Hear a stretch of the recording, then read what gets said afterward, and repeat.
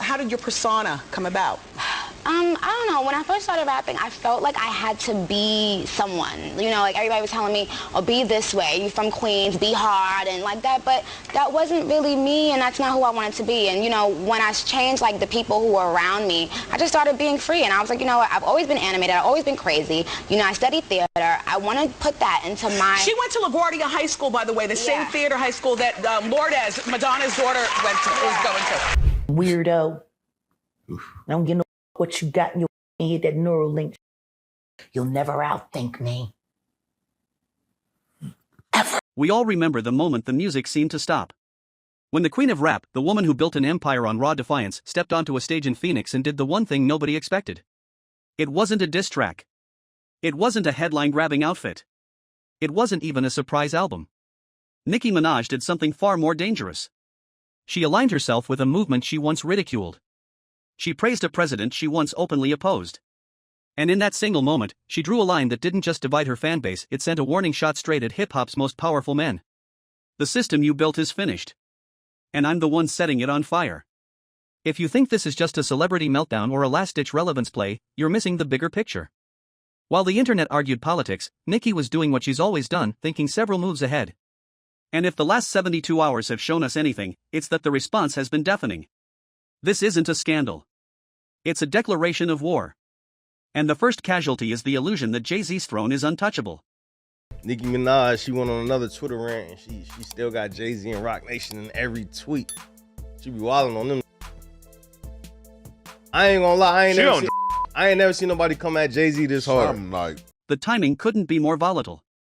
Just days after Nicki's political pivot, 50 Cent reposted her viral rant with a simple but loaded caption, "I like when she get mad."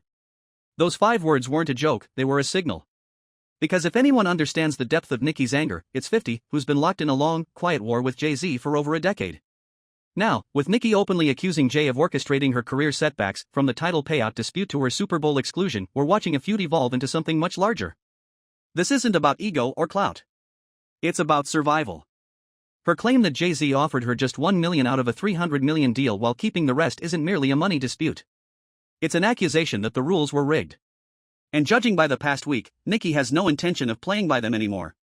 Y'all, Nicki Minaj is back on X, and she's coming for Jay-Z. So in a series of tweets, Nicki Minaj is claiming that Jay-Z owes her $100 to $200 million so far. Let's rewind to September 2024, when Nicki first dropped the bomb on X. We've calculated about $100 to $200 million so far. Jay-Z, call me to settle this karmic debt. That wasn't a vague tweet, it was a legal warning disguised as public pressure. And when she followed it by saying she'd use the money to fund her fans' education, it wasn't just generosity. It was strategy. She was positioning herself as the casualty of an industry designed to protect insiders and punish outsiders. But while everyone fixated on the dollar amount, insiders focused on something else entirely, the timing. Her title rant came just weeks after she accused Jay-Z of blocking Lil Wayne's Super Bowl appearance. She framed it as denying a black artist what he earned purely out of ego. Put the pieces together and a pattern emerges. This isn't just about Nicki's money. It's about Jay-Z's control over the industry's biggest platforms and who gets access to them. Think about this. Allegedly, Sean Carter is responsible for enacting Hype Williams to put Aaliyah on a faulty plane to move her out the way as punishment for rejecting him, and so he could level up Beyoncé. Then there's Desiree Perez. Roc Nation CEO has long been one of Nicki's primary targets, with Nicki accusing her of everything from career sabotage to influencing legal issues involving her daughter, Dior. But here's the twist. Perez received a presidential pardon from Donald Trump in 2021 for a 1994 drug conviction. A fact Nicki highlighted last summer with a cryptic message, "Thank you for your cooperation in this matter." So when Nicki suddenly starts praising the very man who pardoned her rival, it raises a serious question. Is this a sincere political shift or a calculated move in a much bigger game? Because if there's one constant with Nicki Minaj, it's this: nothing she does is accidental. And right now, the move she's making could be the boldest power play hip-hop has ever seen. That's just competitive. Competitiveness. All right, so you and Diddy, you and Puff cool? No, I don't really rock with him. Okay, like that. damn, all right. I didn't know what that meant. Okay. Now let's talk about the obvious wildcard, 50 Cent. His support of Nicki's pivot isn't casual. It's calculated. These two have history.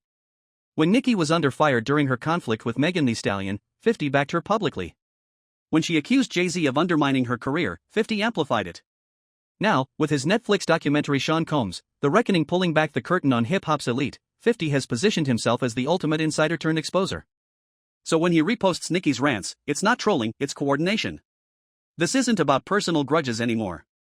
It's about dismantling a system that's kept artists like Nicki and 50 under the control of moguls like Jay-Z and Diddy for decades. You know how they play. You know, okay, you know what? We got to get the heat off of him. Some people figured it out. Some people that's in the industry, they know what's going on. But things get even more complicated. While Nicki fires shots at Jay-Z, she's also aligning herself with the one figure actively challenging the old guard, Donald Trump. And whether people like it or not, Trump's legal battles have given him leverage that could be useful to someone aiming to expose Roc Nation's inner workings.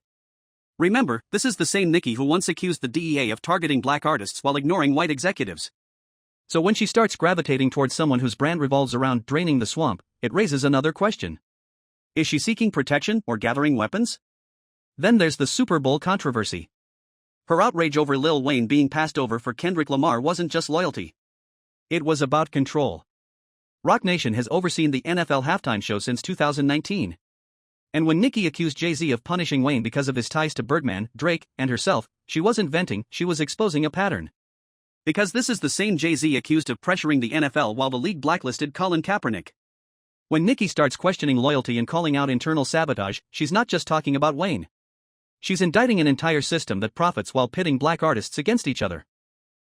You know, Lil Wayne and sort of the things he's gotten into, the random things, run-ins with the law, whatever he's had over the last few years, would not be typical of the brand. Now let's follow the money. While Nicki's politics dominate headlines, sources say she's been quietly consulting attorneys not just about title, but about Roc Nation's broader business practices. And if Jay-Z's empire rests on anything, it's contracts. Contracts that have allegedly left artists, from Rihanna to Ye, feeling shortchanged.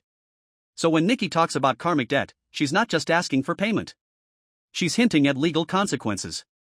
Because diss tracks don't take down moguls. Subpoenas do. Yeah. At this point,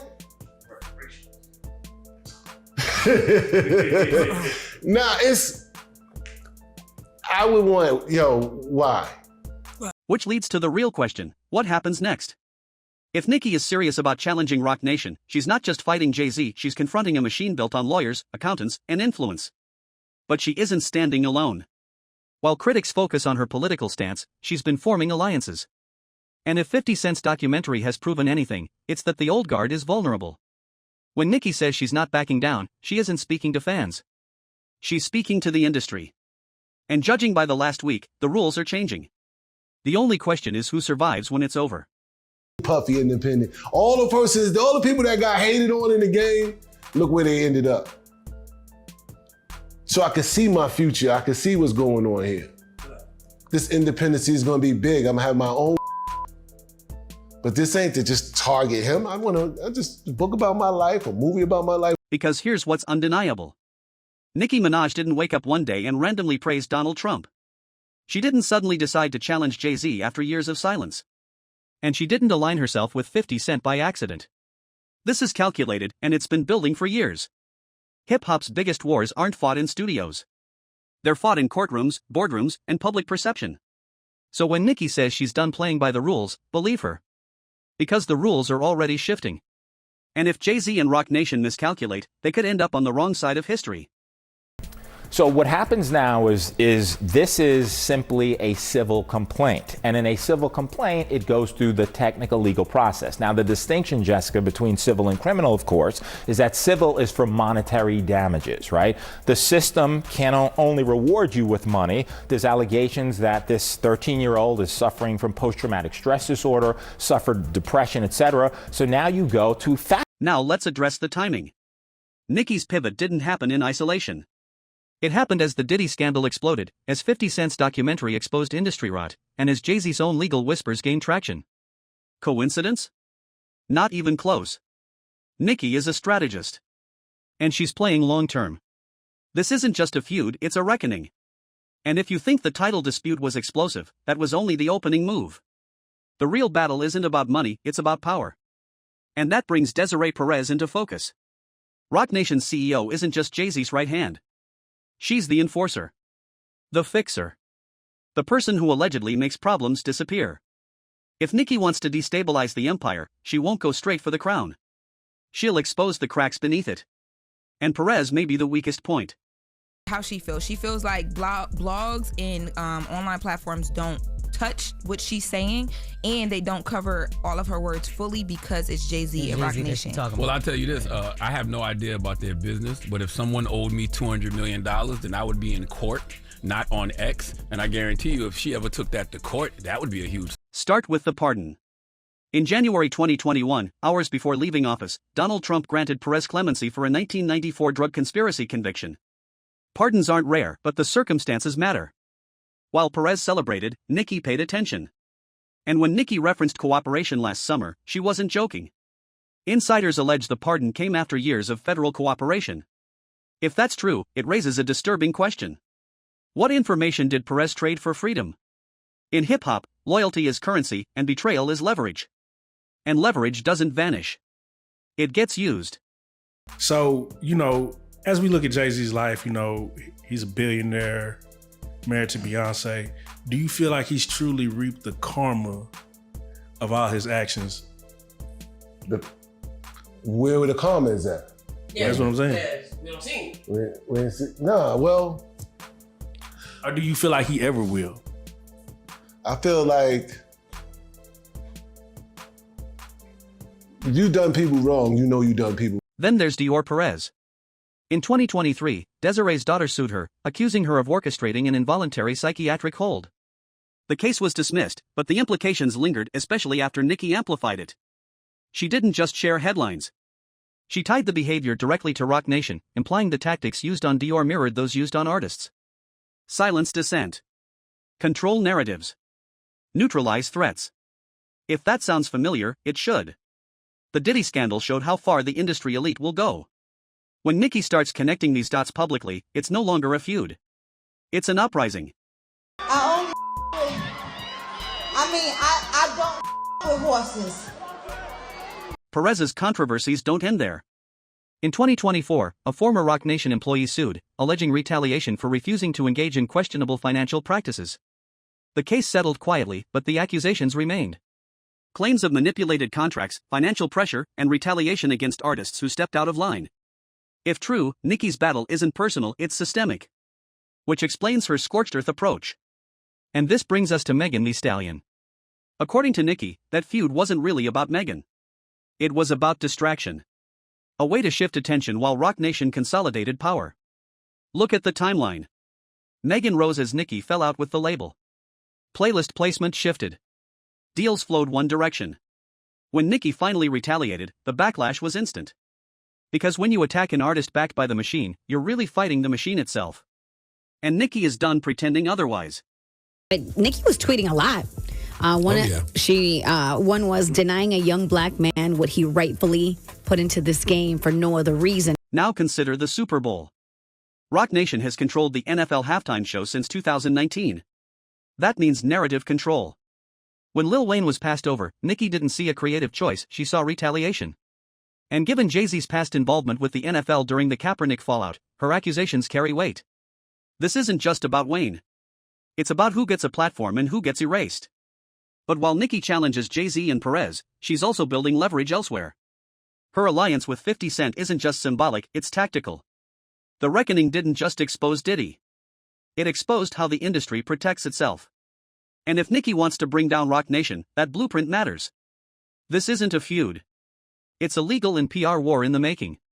We do have some breaking news that we want to bring to you. It was being reported by TMZ and now Fox News. We are learning that Jay-Z is accused of a 13-year-old girl. That is new in the Diddy lawsuit. Finally, there's the federal angle. If Nicki's allegations of coercive contracts, financial manipulation, and blacklisting are accurate, Roc Nation's problems go far beyond bad press. They invite federal scrutiny. And once investigators start following money and influence, they don't stop at one person. Perez's past alone raises questions. Jay-Z's silence only deepens suspicion. In hip-hop, silence isn't strength, it's strategy. The question is whose? Is Jay letting Nicki self-destruct? Or is he waiting to strike? Because this fight isn't just about Nicki. It's about every artist who's ever felt trapped by a contract. If Nicki wins, the industry changes. If she loses, history shows what happens to people who challenge power. One thing is clear, Nicki Minaj isn't just a rapper anymore. She's a whistleblower. And she may have just ignited something far bigger than herself. The only question left is who's still standing when it's over.